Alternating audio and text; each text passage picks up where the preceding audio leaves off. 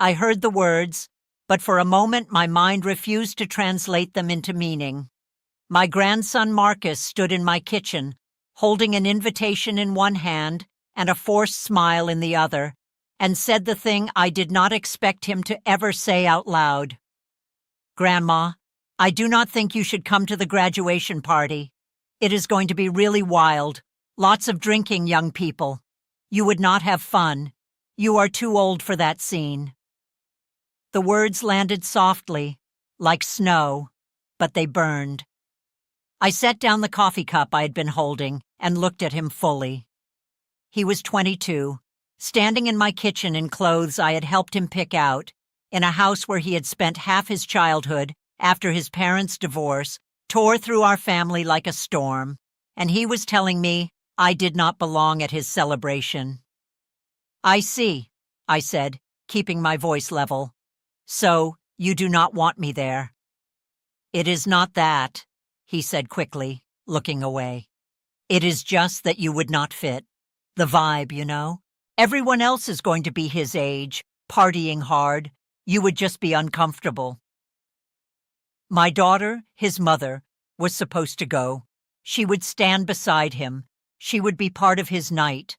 But me, his grandmother, the woman who had been there since the moment he was born, the one who raised him when his mother worked doubles to keep a roof over their heads, I was too old to witness his achievement. I nodded slowly and said nothing. Sometimes silence is the only honest response to cruelty dressed up as concern.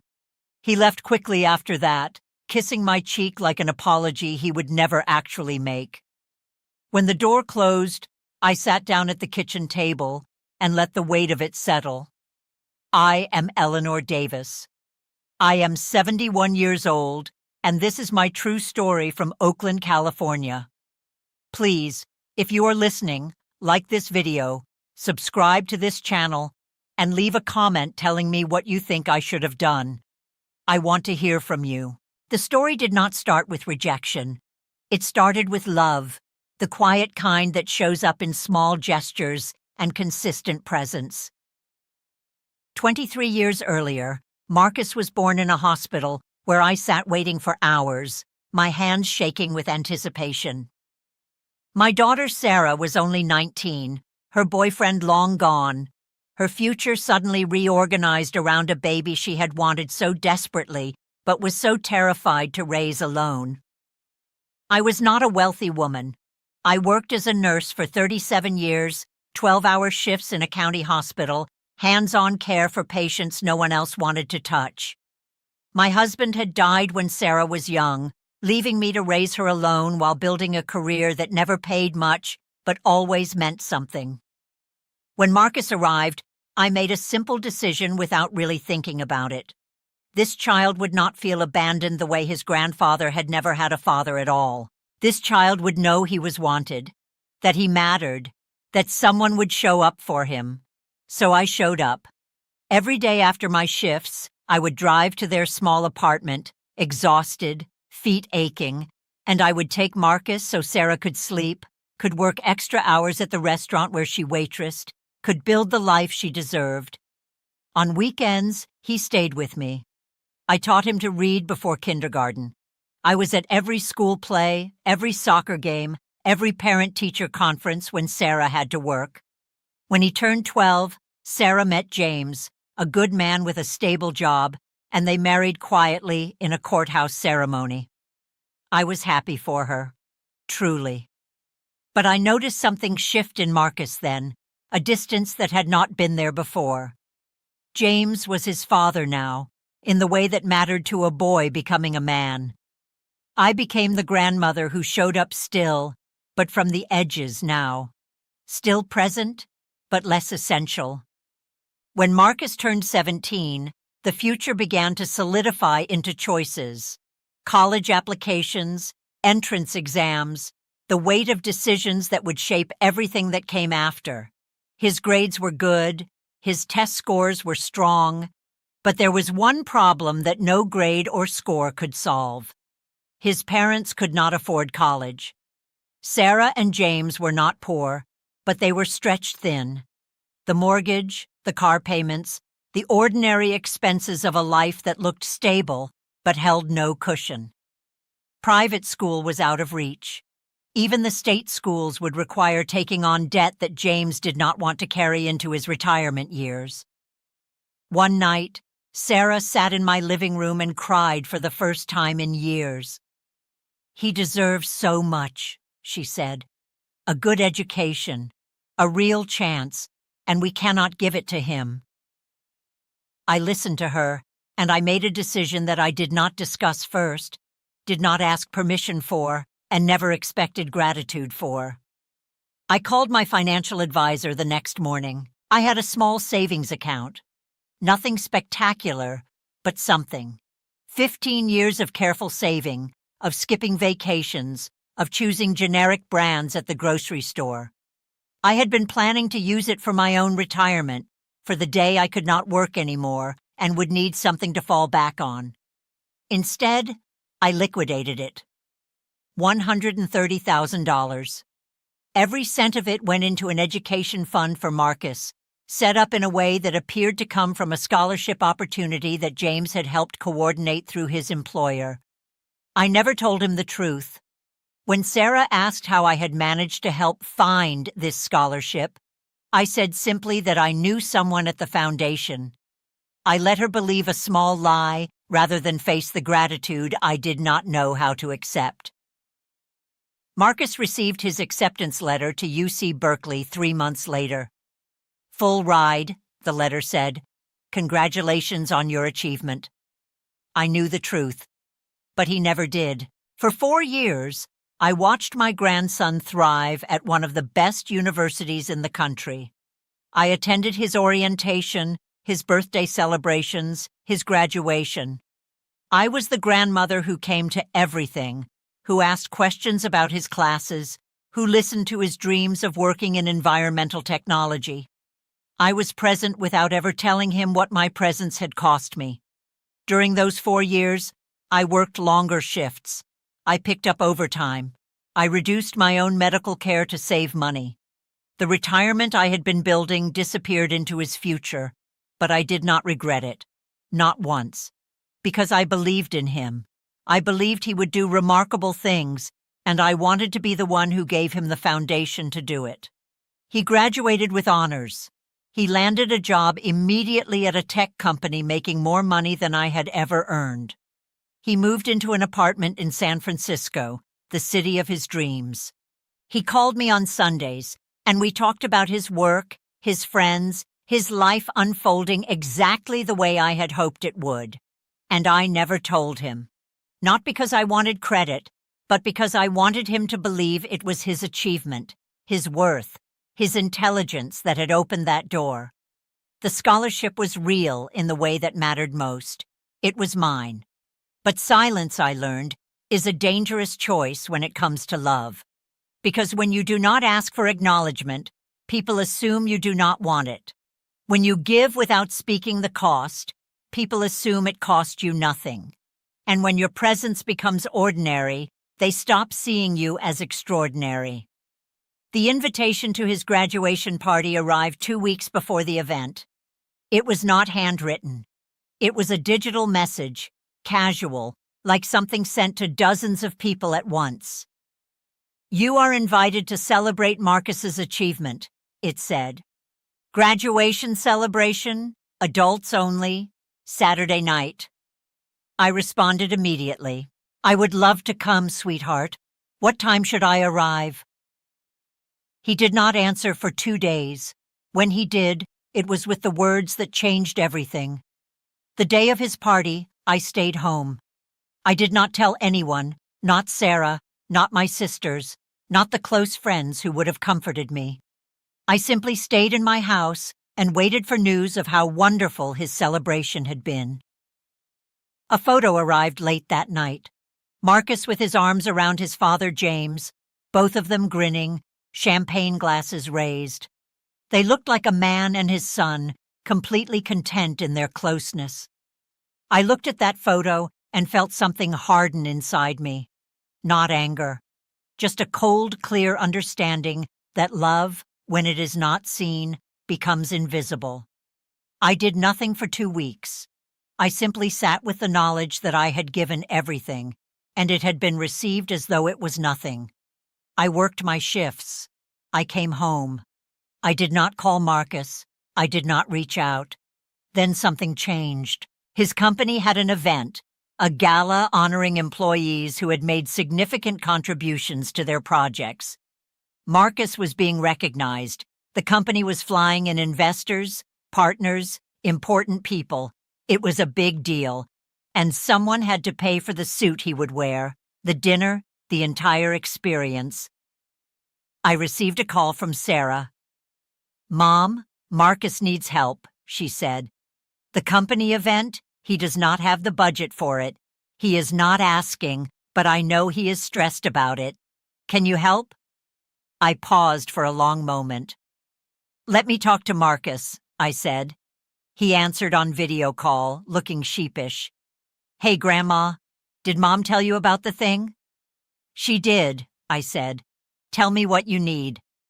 He explained it carefully, like he was not asking for much. Flight for his girlfriend, a premium suit, the hotel upgrade to make the right impression. He would pay her back, he kept saying. He just needed a little help getting started. I could have said no. I could have let him feel the weight of choosing not to include me in his celebration, of treating me like an inconvenience. I could have made him understand the cost of that rejection. Instead, I did something different. "I will pay for it," I said. "Everything. But I want something in return." "Anything, Grandma," he said immediately. "I promise I will pay you back." "I do not want your money," I replied. "I want you to go to the company archive tomorrow and look at the scholarship fund that paid for your college. Look at the documents, look at the names, and then you come talk to me." Silence on the other end. "What do you mean?" he asked slowly. "Just do it, Marcus. That is all I am asking." He called me the next evening. His voice was different, smaller, confused. "Grandma, I looked at the scholarship records. The foundation listed, I do not understand. It says Eleanor Davis as the fund contributor. That is you. That is your education," I said quietly. "That is 4 years of tuition, housing, books, and meals. That is $130,000 I saved for my retirement. That is every overtime shift, every skipped vacation, every discount grocery trip, so that you could go to a school where you could become who you are." I could hear him breathing on the other end, trying to process. "But the scholarship, the foundation said—" "There was no foundation," I continued.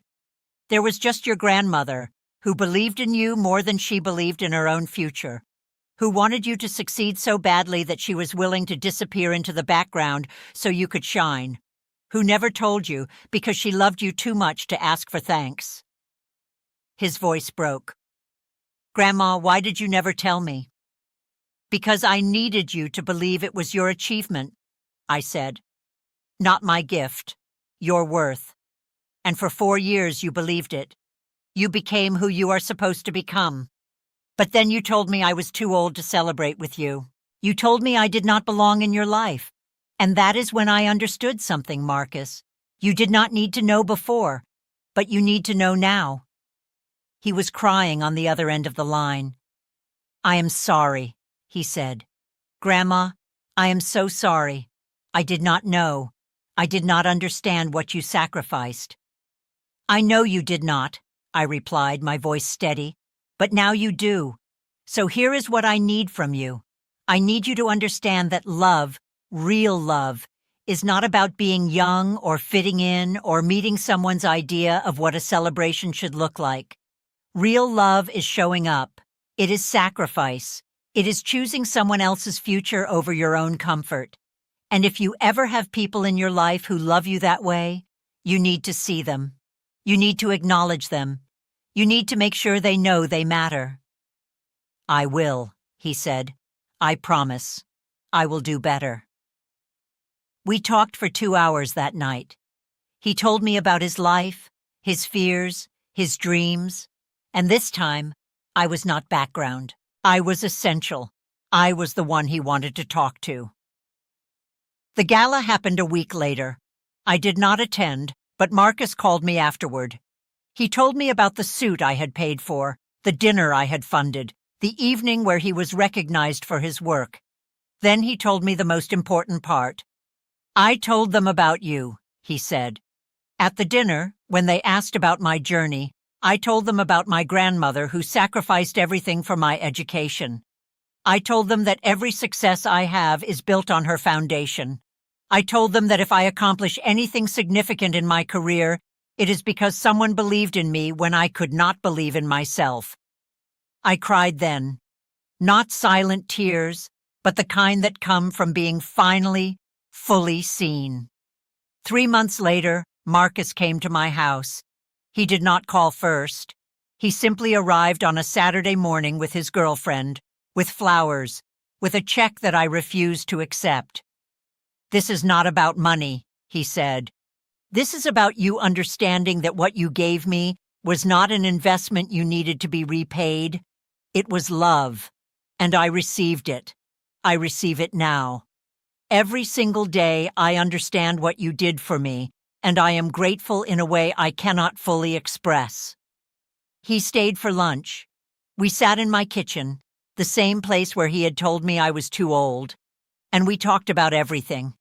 About his work, about my retirement, about how he wanted to help me, not out of obligation, but out of love.